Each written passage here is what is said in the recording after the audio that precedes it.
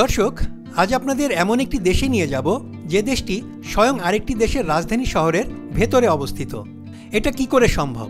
কিন্তু এই আশ্চর্য ও অসম্ভবকে সম্ভব করেছে পৃথিবীর সবচেয়ে ছোট দেশ ভ্যাটিকান সিটি। দেশটির নাম নিশ্চয়ই শুনে থাকবেন।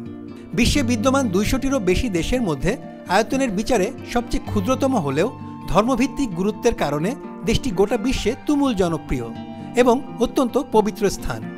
কারণ এখানেই রয়েছে ক্যাথলিক খ্রিস্টান ধর্মাবলম্বীদের শীর্ষ ধর্মীয় নেতা পোপের বাসস্থান বা রাজপ্রাসাদ।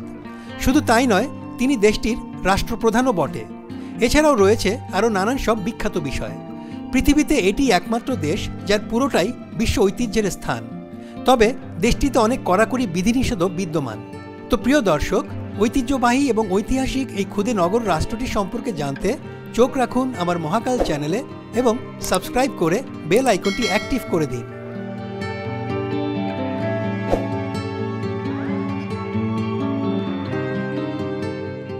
দর্শক, প্রথমেই জেনে নেই ছোট্ট একটি অঞ্চল ভ্যাটিকান সিটি কিভাবে একটি স্বয়ংসম্পূর্ণ ও স্বাধীন সার্বভৌম রাষ্ট্র হল।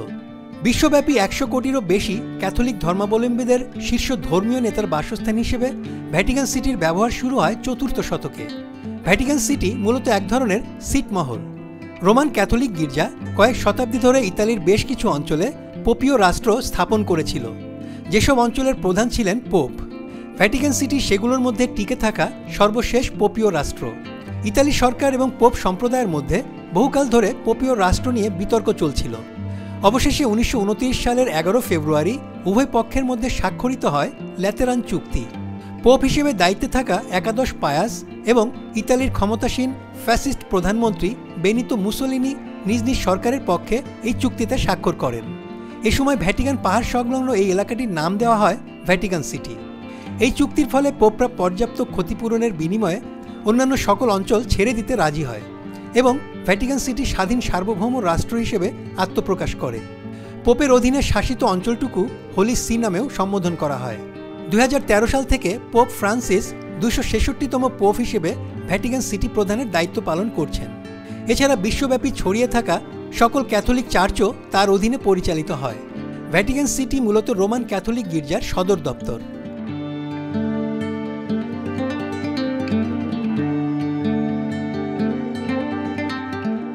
দর্শক, এবার একটি ঐতিহাসিক পটভূমি জেনে নিই। খ্রিস্টান ধর্ম আবির্ভূত হওয়ার আগে থেকেই এই জায়গাকে পবিত্র বলে মনে করা হতো। কেন পবিত্র মনে করা হতো সেটা একটু পরে বলছি। রোম শহরের মধ্যে থাকা এই অঞ্চলে আগে থেকেই কোনো বসতি গড়ে ওঠেনি। তবে টাইবার নদীর পশ্চিম তীরে অবস্থিত এই এলাকায় প্রায় 3000 বছর আগে এট্রুস্কান সভ্যতার একটি জনপদের অস্তিত্ব ছিল। রোমান সাম্রাজ্যের সময়ে এই জায়গায় ফ্রিজিয়ান দেবী সিবেল এবং তার স্বামী আর্টিসের উপাসনা করা হতো। খ্রিস্টপূর্ব 1ম শতাব্দীতে জুলিও ক্লডিয়ান রাজবংশের অন্যতম রোমান সম্রাট আগ্রিপিনা দ্য এল্ডার ভ্যাটিকান পর্বতের এই অংশ কেটে সুবিশাল এবং বিলাসবহুল একটি উদ্যান বা বাগান বাড়ি নির্মাণ করেন। প্রায় 40 বছর পর আগ্রিপিনার ছেলে সম্রাট ক্যালিগুলা এই উদ্যানে একটি সার্কাস বা চ্যারিয়ট তৈরির পরিকল্পনা করেন।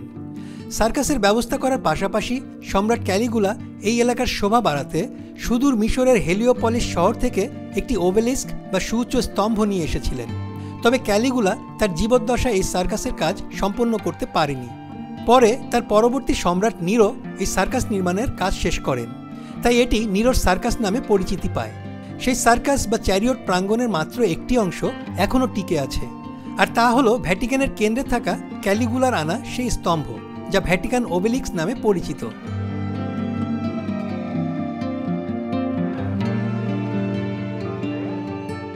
এই জায়গাটি এত পবিত্র হওয়ার কারণ সুপ্রাচীন এবং ঐতিহ্যবাহী এই ওবেলিস্কটির সাথে খ্রিস্ট ধর্মাবলম্বীদের একটি মর্মান্তিক ইতিহাস জড়িয়ে আছে।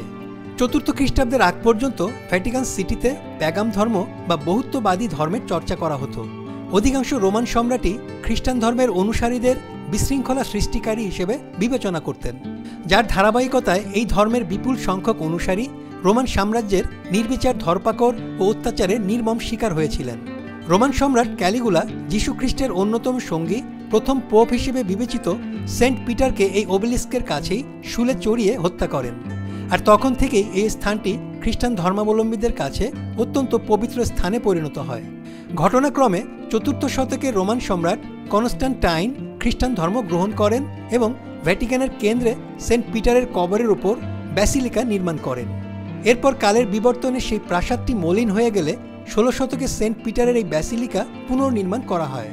বর্তমানে এটি খ্রিস্টান ধর্মের দ্বিতীয় বৃহৎ গির্জা। সবচেয়ে বড় গির্জাটি আইভরি কোস্টে অবস্থিত, তবে রোমান ক্যাথলিকদের কাছে এটি সবচেয়ে পবিত্র জায়গা। ইস্টার সানডে এবং ক্রিসমাসে পোপ এখান থেকেই তার বক্তব্য প্রচার করেন। প্রায় 2000 বছর পরেও ওবেলিস্কটি ভ্যাটিকান সিটির প্রাণকেন্দ্রে এখনও সগর্বে দাঁড়িয়ে আছে। তবে এখানে ক্যাথলিকদের শীর্ষ ধর্মীয় নেতার বাসস্থান গড়ে তোলা হয় আরও পরে, প্রায় 1700 বছর আগে।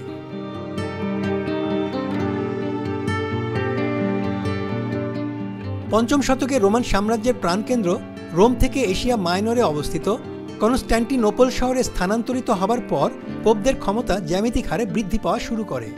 ক্ষমতার সাথে তাল মিলিয়ে এই ভ্যাটিকান সিটির আওতাধীন স্থলভাগের পরিমাণও বৃদ্ধি পায়। এক পর্যায়ে বর্তমান ইতালির পুরোটা এবং ইউরোপের বেশ বড় একটা অংশ হোলি রোমান সাম্রাজ্যের অন্তর্ভুক্ত হয়ে গিয়েছিল। 19বিংশ শতাব্দীর মাঝামাঝি পর্যন্ত প্রায় 1000 বছর ইতালি সহ ইউরোপের বিস্তীর্ণ এলাকা জুড়ে আধিপত্য বজায় রেখেছিল পোপ নেতৃত্বাধীন এই রাষ্ট্র। ফলে ক্ষমতাসীন পোপ এবং তার সভাসদ হিসেবে কর্মরত ব্যক্তিরা ব্যক্তিগত সম্পদের পাহাড় গড়ে তুলেছিলেন। এদের অনৈতিক কর্মকাণ্ড, স্বজনপ্রীতি এবং দুর্নীতিও লাগামহীন হয়ে পড়েছিল।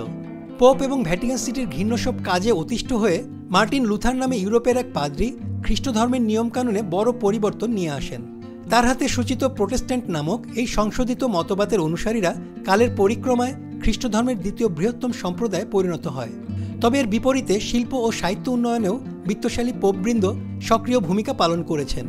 পঞ্চদশ শতকে ইউরোপে সূচিত রেনেসা বা পুনঃজাগরণ শীর্ষক সামাজিক বিপ্লবের সময় অসংখ্য চিত্রশিল্পী, ভাস্কর এবং প্রকৌশলী এই ভ্যাটিকান সিটির পৃষ্ঠপোষকতা পেয়েছেন।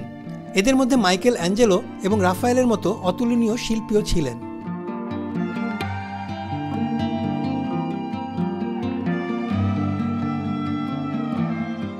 খ্রিস্টাব্দ 4র্থ শতকে ব্যবহার শুরুর পর এখন পর্যন্ত 200-র বেশি ধর্মগুরু পোপ হিসেবে দায়িত্ব পালন করেছেন। এর মধ্যে শতকরা 70 বেশি ইতালির নাগরিক ছিলেন। তাদের মধ্যে সবচেয়ে দীর্ঘ সময় দায়িত্ব পালন করেন পোপ নবম পায়াস। 1846 থেকে 1878 সাল পর্যন্ত প্রায় 32 বছর এই পদে আসীন ছিলেন তিনি। এর বিপরীতে সংক্ষিপ্ততম সময় পোপের দায়িত্ব পালন করেন সপ্তম আরবান। 1590 সালে জীবনের শেষ 13 দিন পোপ হবার সুযোগ পেয়েছিলেন তিনি। এই শহরে থাকা ভ্যাটিকান প্রাসাদে পোপরা বাস করে।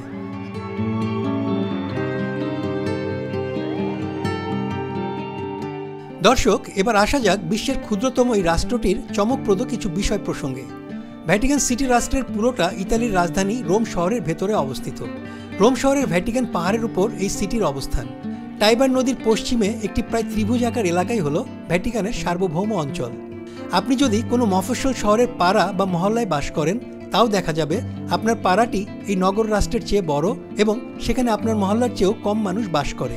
বিষয়টি অদ্ভুত, তাই না? দেশটির আয়তন মাত্র 121 একর। কিলোমিটারের হিসেবে এটি আধা বর্গ কিলোমিটারও হবে না, অর্থাৎ মাত্র 0.49 বর্গ কিলোমিটার বা 0.19 বর্গ মাইল। 2001 সালের আদমশুমারি অনুযায়ী ভ্যাটিকান সিটির জনসংখ্যা 1000-এর কিছু বেশি। মজার ব্যাপার হচ্ছে, এখানে কোনো হাসপাতাল না থাকায় দেশটির নাগরিকদের কারো জন্মই ভ্যাটিকান সিটিতে হয়নি। সেই হিসেবে সম্ভবত ভ্যাটিকান সিটি পৃথিবীর একমাত্র রাষ্ট্র যা তার কোনো নাগরিকের জন্মভূমি নয়।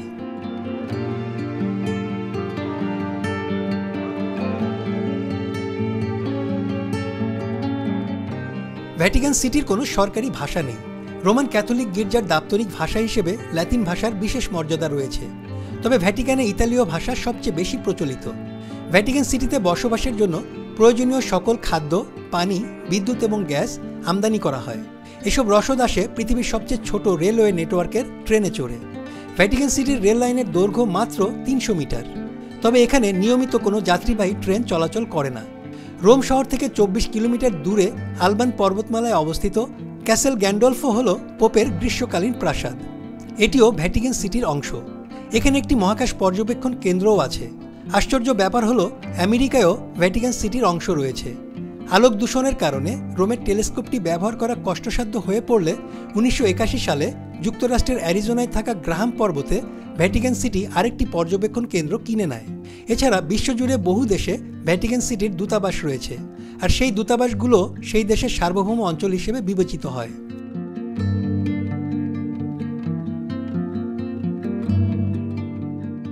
একটি স্বাধীন সার্বভৌম দেশের যা যা থাকা দরকার ভ্যাটিকান সিটির তার সবই আছে। ভ্যাটিকানের আছে নিজস্ব সংবিধান, পতাকা, সিলমোহর, ডাক ও টেলিফোন যোগাযোগ এবং রাষ্ট্রীয় অন্যান্য ব্যবস্থাসমূহ।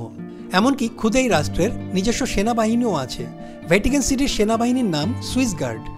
এটি পৃথিবীর সবচেয়ে ছোট সেনাবাহিনী। সুইস গার্ডের সদস্য সংখ্যা প্রায় 110 জন, যারা সবাই সুইজারল্যান্ডের নাগরিক। বিস্ময়কর ব্যাপার হলো, গত 500 বছরের বেশি সময় ধরে এই রাষ্ট্রের সীমান্ত রক্ষা থেকে শুরু করে স্বয়ং পোপের দেহরক্ষীর দায়িত্ব পালন করে আসছে সুইস গার্ডসের এই সদস্যরা। সদস্যদের বয়স 19 থেকে 30-এর মধ্যে থাকতে হয়। আর এই বাহিনীতে সুযোগ পেতে আগ্রহী ব্যক্তিকে অবশ্যই অবিবাহিত থাকতে হয়। তাদের ন্যূনতম উচ্চতা হতে হয় 5 ফুট 9 ইঞ্চি। 1505 সাল থেকে এই বাহিনী ভ্যাটিকান সিটির নিরাপত্তার দায়িত্ব পালন করছে। সুইস যোদ্ধাদের ভাড়া করে 500 বছরেরও আগে এই সৈন্যদল গড়ে তোলা হয়েছিল।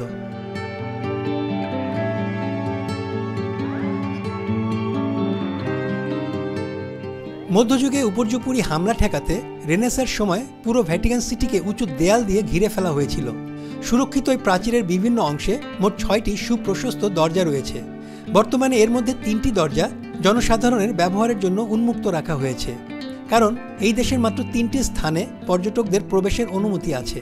স্থানগুলো হলো সেন্ট পিটার চত্বর, আর্ট অফ দ্য বেল এবং ভ্যাটিকান মিউজিয়াম। ভ্যাটিকান সিটির জনসংখ্যা 1000-এর কিছু বেশি হলেও প্রতি বছর ধর্মীয় তীর্থযাত্রা ও অন্যান্য কারণে পর্যটক হিসেবে উপস্থিত হন কমপক্ষে 50 লাখ মানুষ। অর্থাৎ প্রতিদিন গড়ে প্রায় 20,000 নতুন পর্যটক এই জনপদে উপস্থিত হন। তবে ক্রিসমাস বা ইস্টার সানডের মতো ধর্মীয় অনুষ্ঠানের মৌসুমে পর্যটকের ভিড় কয়েক গুণ বেড়ে যায়। ভ্যাটিকান সিটিতে অনুষ্ঠিত বিভিন্ন ধর্মীয় আচার এবং পোপের ভাষণে ল্যাতিন ভাষা ব্যবহার করা হয়। ভ্যাটিকান সিটির আছে নিজস্ব এক প্রভাবশালী দৈনিক পত্রিকা। এর নাম লোজারভাতোরে রোমানো। সারা বিশ্বে পোপের বার্তা প্রচার করার জন্য ভ্যাটিকান সিটি নিজস্ব টেলিভিশন অনুষ্ঠান এবং প্রায় 40টি ভাষায় রেডিও অনুষ্ঠান সম্প্রচার করে। মজার বিষয় হচ্ছে, ভ্যাটিকান সিটির নিজস্ব জাতীয় ফুটবল দলও আছে। এই দেশের বিভিন্ন প্রতিষ্ঠানে কর্মরত ব্যক্তিরাই এই দল গড়ে তুলেছে এবং তারা ফিফারও সদস্য। বিশ্বে ভ্যাটিকান সিটি একমাত্র রাষ্ট্র যার পুরোটা ইউনেস্কো হেরিটেজ সাইটের অন্তর্ভুক্ত এবং 1984 সালে দেশটি এই স্বীকৃতি লাভ করে।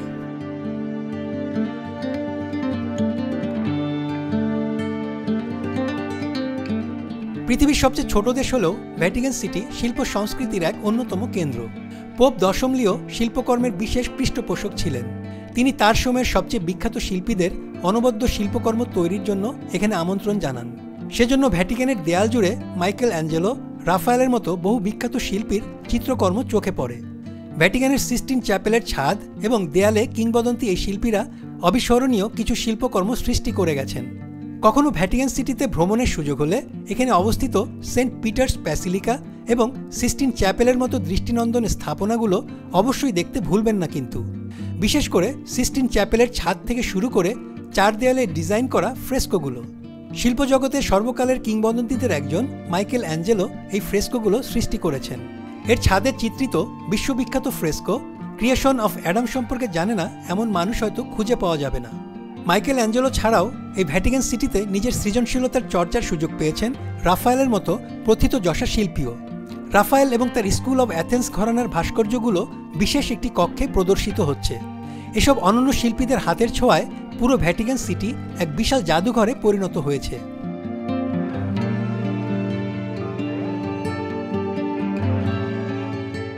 এই নগর রাষ্ট্রের আরেকটি উল্লেখযোগ্য কেন্দ্র হল লাইব্রেরি ভ্যাটিকানা। এই লাইব্রেরিতে প্রায় 1.5 লক্ষ ঐতিহাসিক পাণ্ডুলিপি এবং 15 লক্ষেরও বেশি বই আছে। এসব সংগ্রহের অধিকাংশই খ্রিস্টান ধর্ম বিস্তারের প্রথম দিকের উপাদান। তো প্রিয় দর্শক, কেমন লাগলো ঐতিহ্যবাহী এবং ঐতিহাসিক সবচেয়ে ক্ষুদ্রতম দেশ ভ্যাটিকান সিটিতে ঘুরতে? যদি ভালো লাগে তাহলে চোখ রাখুন আমার মহাকাল চ্যানেলে এবং সাবস্ক্রাইব করুন ও আপনার মতামত দিন। আপনাদের ভালো লাগাই আমার চেষ্টার আনন্দ। সবাইকে ধন্যবাদ।